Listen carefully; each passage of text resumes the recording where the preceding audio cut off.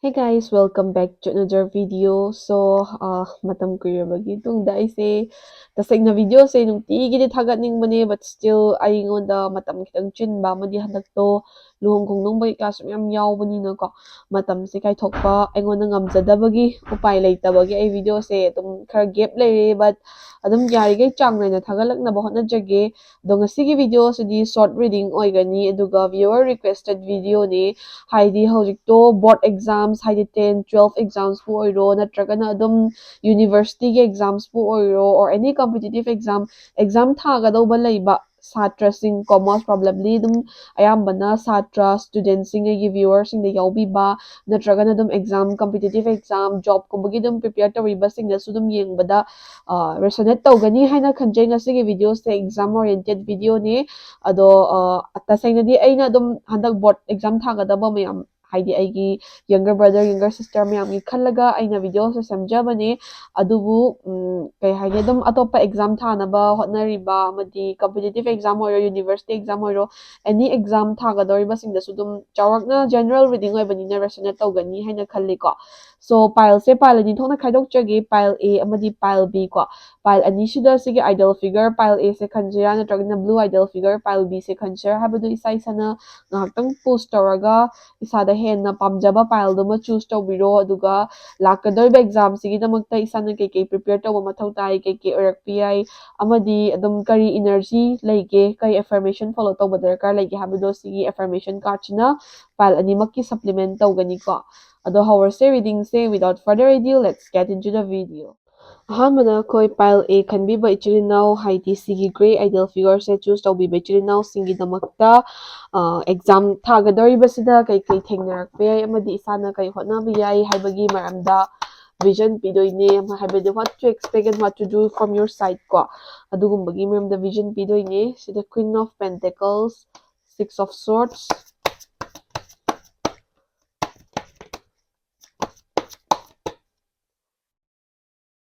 Two of Wands,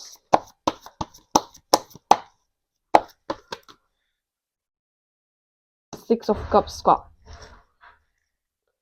Sumaya thoba matungda akhoi hojik affirmation card hapchage ko haidi dum kari energy affirmation leige kari energy advice leige habdo ko. Letting go,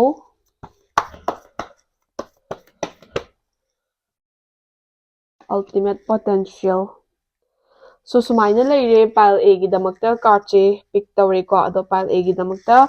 kari vision leige kari card na description pige habdo mathang yengminarese ko. First of all, thagadoriba exam haidi board exams oiro competitive exam oiro natragana dum isana university exam bu oiro ko thengnagadoriba exam amadi thengnagadobagi reading si yengbire natra. So thengnagadoriba exam sida first of all afaba oigani haibagi expectation je thamba yaeba maramdi sigi exam sida isagi damakta adum luck lei ko ado luck lei ba haraga luck and opportunity phanamna leraga so isana hotna dragadi kemta yaba nate isana tasengna dedicated oina hard work and effort thadara matungda isagi result to lakadoini isana yam hotnare afaba result phangani kitang ka hotnare result satisfactory oiroi haidi result to di isagi effort to directly proportional oirakadaw baneba ko adudadi kemta compromise tawba yaroi tawbadabu ꯐꯅꯥꯝꯅ ꯍꯣꯠꯅꯔꯒꯁꯨ ꯂꯛ ꯁꯨꯡꯌꯥ ꯌꯥꯗꯕ ꯍꯥꯏꯕꯗꯨꯗꯤ ꯑꯣꯏꯔꯣꯏꯕ ꯏꯁꯥꯅ ꯍꯣꯠꯅꯖꯃꯜꯗꯤ ꯂꯦꯝꯅ ꯃꯥꯡꯉꯣꯏ ꯑꯃꯗꯤ ꯏꯁꯥꯒꯤꯗꯃꯛꯇ ꯊꯥꯒꯗꯧꯔꯤꯕ exam ꯂꯥꯛꯀꯗꯧꯔꯤꯕ ꯑꯦꯛꯖꯥꯝꯁꯤꯗ ꯂꯛꯁꯦ ꯂꯩꯌꯦꯕꯀꯣ ꯂꯩꯕꯅ ꯃꯔꯝ ꯑꯣꯏꯔꯒ ꯏꯁꯥꯅ ꯇꯁꯦꯡꯅ ꯐꯖꯅ ꯍꯣꯠꯅꯕ ꯗꯦꯗꯤꯀꯦꯇꯦꯠ ꯑꯣꯏꯅ ꯍꯣꯠꯅꯕ ꯑꯃꯗꯤ ꯃꯇꯥꯡ ꯃꯇꯝ ꯆꯥꯅ ꯍꯣꯠꯅꯕ ꯇꯥꯔꯒꯗꯤ ꯏꯁꯥꯒꯤꯗꯃꯛꯇ ꯑꯗꯨꯝ ꯑꯐꯕ ꯔꯤꯖꯜꯠ ꯂꯩꯒꯅꯤ ꯍꯥꯏꯅ ꯑꯦꯛꯁꯄꯦꯛꯇꯦꯁꯟ ꯊꯝꯕ ꯌꯥꯏꯑꯕꯀꯣ ꯃꯊꯪꯗ ꯁꯤꯛꯁ ꯑꯣꯐ ꯁꯣꯔꯠꯁ ꯍꯥꯏꯔꯤꯕ ꯀꯥꯔꯠꯁꯦ ꯊꯣꯛꯂꯛꯑꯦꯕ ꯁꯤꯛꯁ ꯑꯣꯐ ꯁꯣꯔꯠꯁ ꯍꯥꯏꯔꯤꯕ ꯀꯥꯔꯠꯁꯤꯒꯤ ꯃꯇꯨꯡ ꯏꯟꯅ ꯏꯁꯥꯁꯦ ꯄꯥꯁꯇ ꯑꯗꯨꯝ ꯑꯦꯛꯖꯥꯝꯒꯤ ꯃꯔꯝꯗ ꯕꯦꯗ ꯑꯦꯛꯁꯄꯤꯔꯤꯌꯦꯟꯁꯦꯁ ꯂꯩꯕ ꯃꯦ ꯕꯤ ꯏꯁꯥꯅ ꯊꯥꯈꯤꯕ ꯑꯦꯛꯖꯥꯝꯁꯤꯡꯗ ꯏꯁꯥꯅ ꯄꯤꯈꯤꯕ ꯑꯦꯐꯔꯠꯀ ꯐꯪꯉꯛꯄ ꯔꯤꯖꯜꯠꯀ ꯆꯥꯟꯅꯗꯕꯒꯨꯝꯕ ꯅꯠꯇ꯭ꯔꯒꯅ ꯑꯦꯛꯖꯥꯝ ꯐꯖꯅ ꯄꯤꯈ꯭ꯔꯒꯁꯨ ꯗꯥꯎ ꯌꯥꯗꯕꯗꯒꯤ ꯁ꯭ꯂꯤꯞ ꯑꯥꯎꯠ ꯇꯧꯍꯧꯕꯒꯨꯝꯕ ꯑꯣꯔ ꯏꯁꯥꯒꯤ ꯁꯝ ꯗꯤꯐ꯭ꯔꯦꯟꯁꯦꯁ ꯈꯔꯗꯒꯤ ꯅꯠꯇ꯭ꯔꯒꯅ ꯃꯤꯅꯤꯃꯦꯜ ꯗꯤꯐ꯭ꯔꯦꯟꯁꯦꯁ ꯈꯔꯗꯒꯤ ꯏꯁꯥꯒꯤ ꯔꯤꯖꯜꯠꯇ ꯁꯦꯇꯤꯁꯐꯥꯏꯠ ꯑꯣꯏꯍꯧꯗꯕꯒꯨꯝꯕ ꯅꯠꯇ꯭ꯔꯒꯅ ꯏꯁꯥꯁꯦ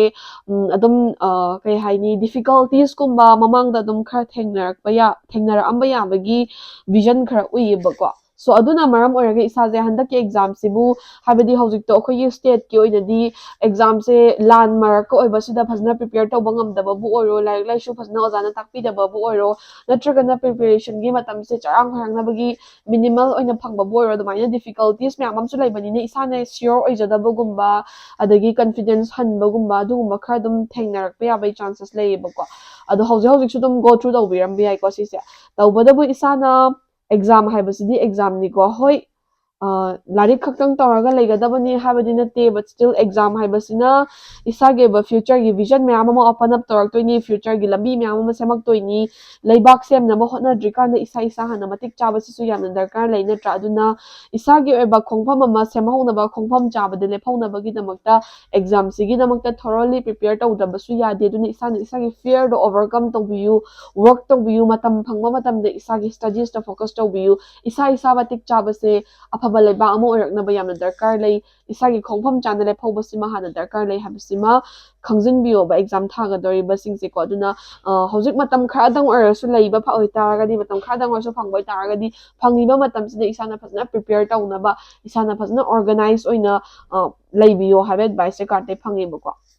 मथंग टू ऑफ वन साइब कार्ड से थोलेबा टू ऑफ वन साइब कार्ड सिने इसा से हौजिक से याम प्रोक्रास्टिनेट तौबा हाइदी एग्जाम से लैये लाक्तदौ लै like exam is knocking on the door natragana exam se so na tharani haina khang taraga su isana yagini da haina preparation se tawda bugumba naksala akan tawge kana thamba natragana larik pa bagi table sida phama kan da isa se pungning changak taba larik pa banga maktaba natragana isana kai haini matam se phasna pi banga maktaba bu oiro or larik ta phasna focus to bangam daba larik bu hek paraga di atopa thabak ama arise tor pugumba atopa distraction ama lak pugumba larik ta phasna matam piba ngamdaba isagi studies ta phasna focus oiba ngamdaba time management gi problem leiba or priorities issue leiba siguma khardam thengnar pi ai boko aduna maram oiraga procrastinate tawba natragana preparation na delay lakpaduna maram oiraga isagi result to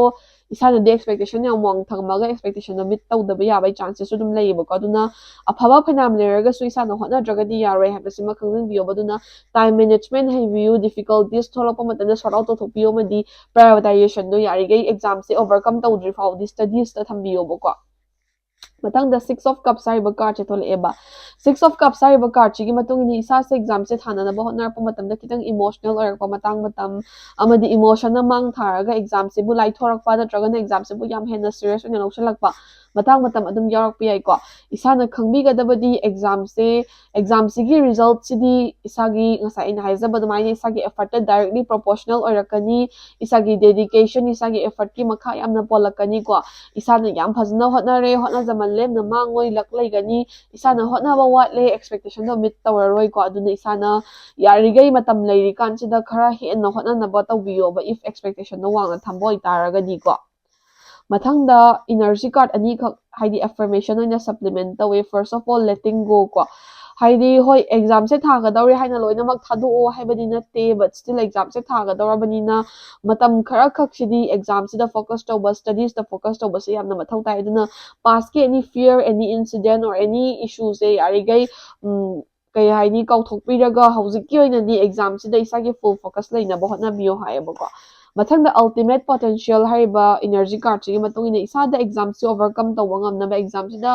good results rip tawba ngamna isana afaba result proc ngamna isaga da potential leitaba nate ba potential se leibu ko duna isagi potential isagi caliber se isana khangbiyo lemna manghan bigano matam lei hoi kharangdi kauram bayai but still leiriba matam sida fazna utilize toraga afaba result se rip ta hona ba isana hotna biyo have advice card ai phange ba ko so pile a gi reading se sida loire dagi lobe ya advice motion biraga mathangi reading amunga miners ko hey guys mathang sina koi pile b ko pile b natragana sigi ideal figure se choose to be by chidinal singi damakta exams lakadori ba thagadori exams da ke expectation thambi ai ke hotna bi ai na chingbagi maramda reading se tawdoine ado koi pile b ki su kari lege habdo yengasi ko 5 of swords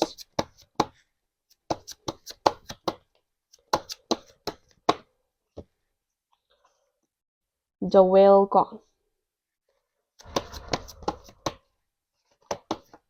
the whale se reverse nila ise 4 of cups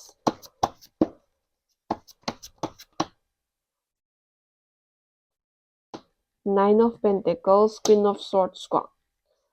Sumaina leire card se koi affirmation haigadra energy card ani khaktang supplement taunaba pick tawjege ko pile B gi damakta.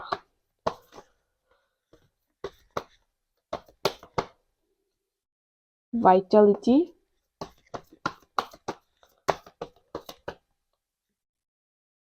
peacefulness,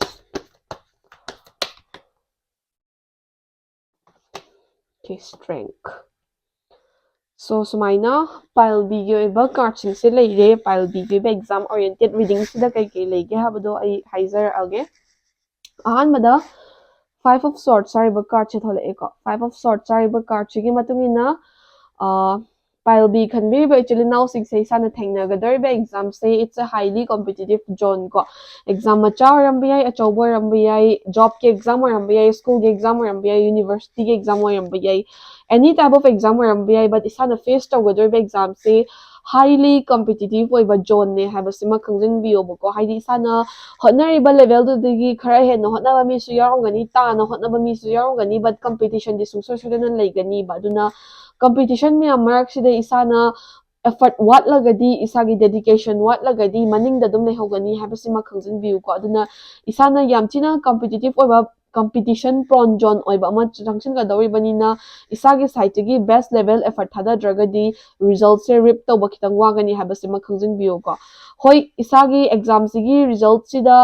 luckna play toraktoiba role sidi only 2% ko 98% of your result will directly depend on your effort haidi luck habasidi daw habasidi only exam dugi 2% result khak divert tawbi yaeba 98% of the result ti isagi effort ta depend toraktoine ba duna competitive oiba zone delicate oiba zone sigi jaga sida isana hotna dragadi or wakhal dang thadaraga thabak oina pangthok tabida leitaragadi isa se maningda lehogani habase isana realize tawbi ba matam oireba ko aduna isa se mangda chenkhat ke exam sigi aphaba result rip tawge exam sigi aphaba result purake haitaragadi khara hena hotna ba dedicated oiba effort thadaba wholehearted effort thadaba darkar dei habase makhangjinbiyo bako